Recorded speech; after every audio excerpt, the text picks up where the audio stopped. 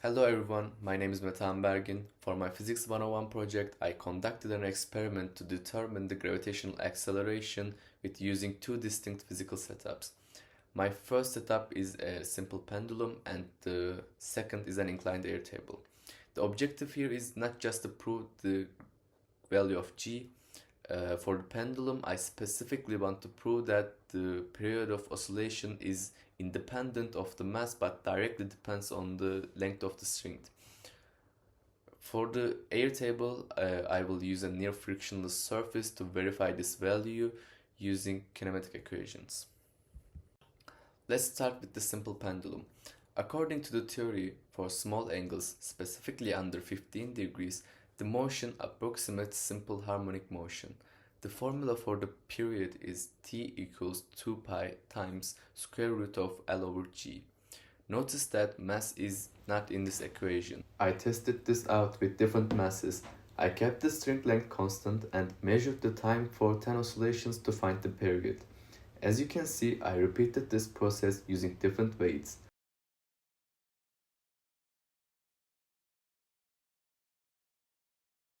And my data confirmed that changing the mass does not affect the period of the pendulum.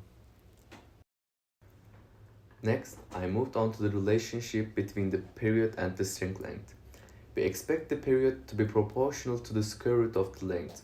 To test this out, I measured different lengths of strings and I kept the mass constant.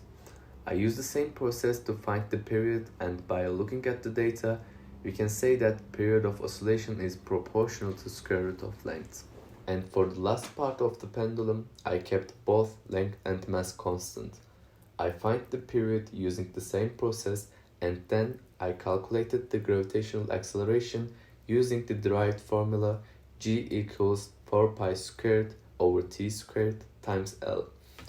I repeat this 5 times and I took the average gravitational acceleration to get a better result.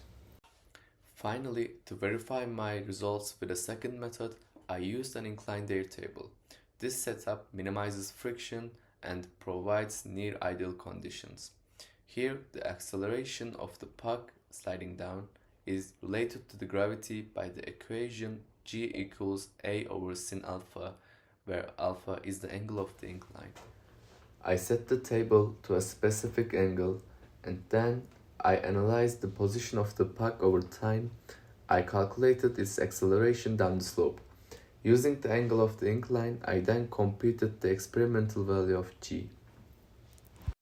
In conclusion, this experiment first demonstrated that the period of a simple pendulum depends only on the length of the string rather than the mass of the bob.